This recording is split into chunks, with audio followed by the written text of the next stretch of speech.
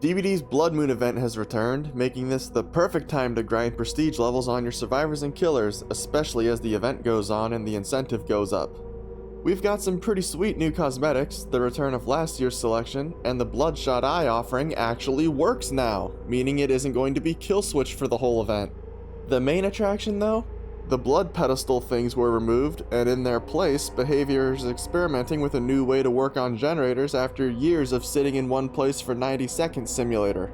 How is it? Let's start talking about the event.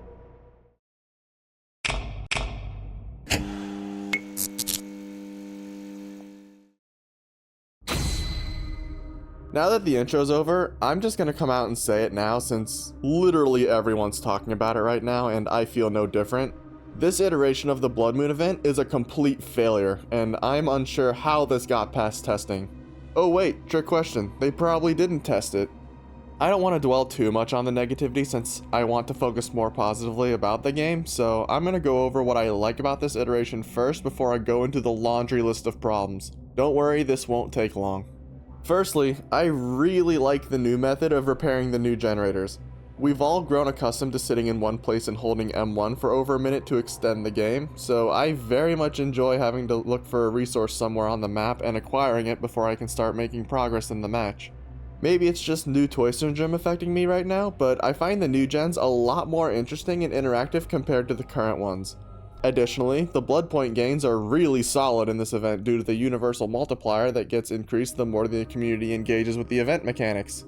I'm aiming to get my very first P100 during this event, Vecna in particular, and to get the remaining 7 to 8 survivors I don't have prestiged yet to P1, so this event's the perfect time to knock those out.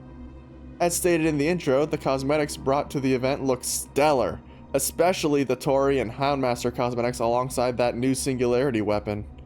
Now that all these are covered, it's time we talk about the negatives.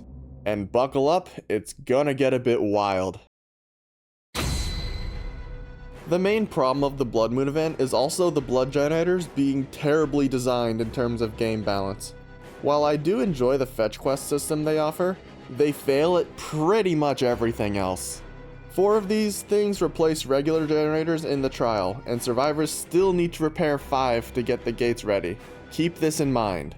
When dumping the blood canister into the blood generator, the generator progresses leagues faster than a regular gen, so after about 3 trips or so, the gen will be done, and how long those trips take depend on RNG thanks to pump locations varying.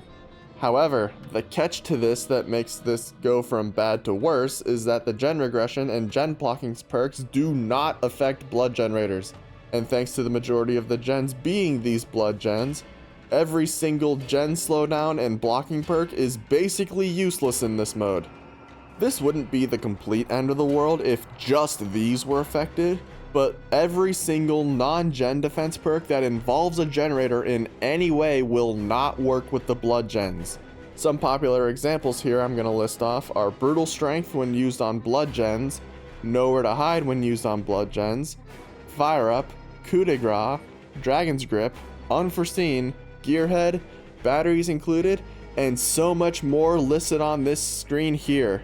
Thanks to this, killer players like myself need to get creative with their builds, which is all well and good since that means people have to use their brains for once instead of being a sheep and copy pasting a not starve a build, but need I remind you that these perks are used for a reason.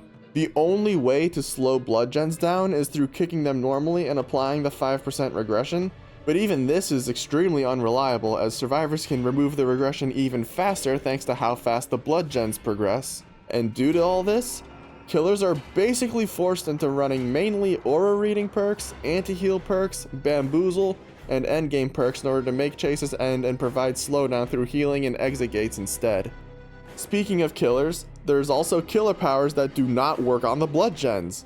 The most notable ones here are Pig's reverse bear traps not activating on blood gens, Freddy can't teleport to them, Plague cannot infect them, and Houndmaster cannot send Snug to search them.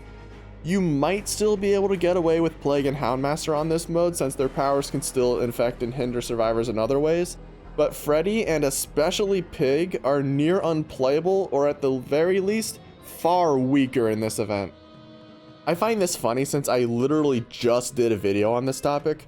but due to the blood gen speeds being insane with basically no realistic way of stopping them from flying, tunneling and slugging will drastically spike to artificially create slowdown, and killers with insane mobility and high potential to end chases quickly, aka the top tier killers, will become increasingly more common as the event goes on as a response to all this, which will just make the mode as Survivor more miserable. Ultimately, I will not be surprised if Survivor queues take forever in the event mode in a week from now, because I don't see a reason to play Killer here outside of the event archives, especially since there's basically no event exclusive mechanic killers get to compensate for basically getting kicked in the nuts.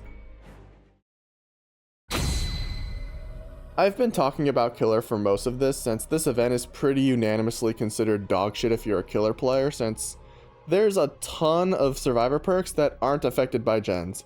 Like, damn, I can't use Deja Vu or Blast Mine.